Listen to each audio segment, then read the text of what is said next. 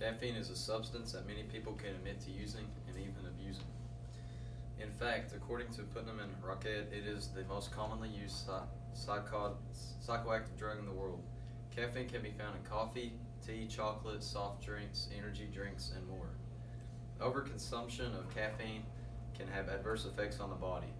According to Putnam and Rocket, consuming 3 or more cups of caffeinated coffee, which I have a picture of right here, which is approximately 300 milligrams of caffeine per day, has been shown to delay conception and cause spontaneous abortion in women, and raise the likelihood of developing osteoporosis. Many people abuse coffee due to the energy and motivation it gives them to get work and crucial activities accomplished. I'm a current coffee user and advocate and have been for several months, and I've put time and research into this topic in order to fully comprehend what caffeine does to the body mentally and physically.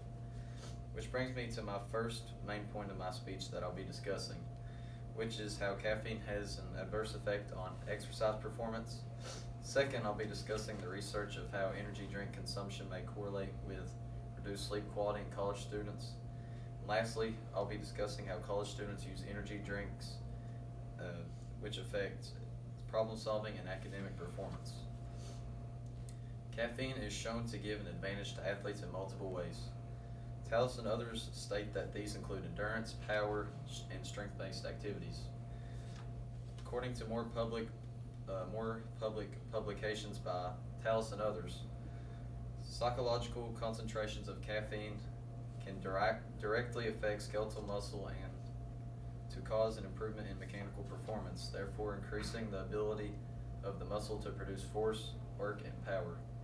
It is reported by Tallis and others that trained swim athletes using 250 milligrams of caffeine daily had faster swimming speeds. Tallis and others also stated that the overuse of coffee can have adverse effects on the body, like a reduction in pain perception and increased plasma adrenaline. This can provoke performance benefits in other modes of exercise. Also, according to Tallis and others, when caffeine is used effectively, it is shown to give a 3 to 6% improvement for fast and slow twitch muscle groups. This may seem small, but to some athletes this can mean everything. At the professional level, the skill and competition is very close and competitive, so any boost is a good one. As shown, caffeine can give boost in athletic performance. It may also take away from some of the things that we hold most dearly: sleep. Energy drinks, which I have right here, are beverages loaded with caffeine and sugar that are put out to boost alertness and energy. Germain and others state in the article that caffeine is the most significant ingredient in energy drinks because of the stimulation effect it has on the nervous system of humans.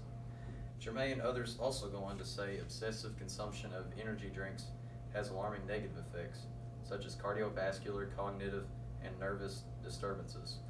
Also, Germain and others states inadequate sleep is shown to negatively impact the nervous system, immune system, can alter metabolism, and body composition.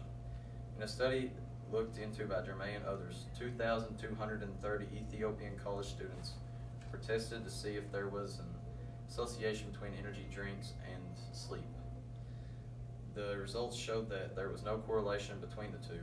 However, Germain and others investigated several associations between energy drinks and dietary and lifestyle behaviors to better understand the relationship that coherence between sleep and energy drink consumption. Some quotes and information drawn from the research from Germain and others is smoking and eating breakfast decreased the likelihood of consuming energy drinks, and physical activity was shown to slightly increase the use of energy drinks. Energy drinks weren't shown to affect sleep quality, but now it's on for my next topic of discussion, which is how energy drinks affect academic performance and social problem solving. College students have late nights while studying, and sometimes they need the extra lift to get them to complete these tasks. That's where caffeine, and more specifically energy drinks, come into play. Trunzo and others state that there are multiple psychological factors associated with energy drink use, such as marijuana use, sexual risk-taking, fighting, and not using seatbelts. Also stated by Trunzo and others, some side effects of caffeineism, or overconsumption of caffeine to a level which is toxic, include fatigue, anxiety, and mood swings. A study completed by Trenzone and others, where 574 college students were surveyed, it was shown energy drink usage negatively associated academic performance, while social problem solving was positively associated with academic performance.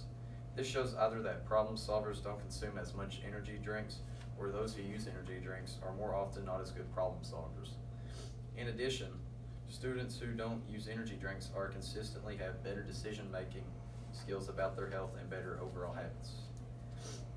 To start off, I described caffeine has an effect on athletic performance. Then I talked about the research done on how the consumption of energy drinks and sleep quality in college students may be connected. And lastly, I discussed how the use of energy drinks affects social problem solving and academic performance. To all college students, don't overuse caffeine and fall into the term caffeineism. Use caffeine effectively and don't put your health at risk at such an early age.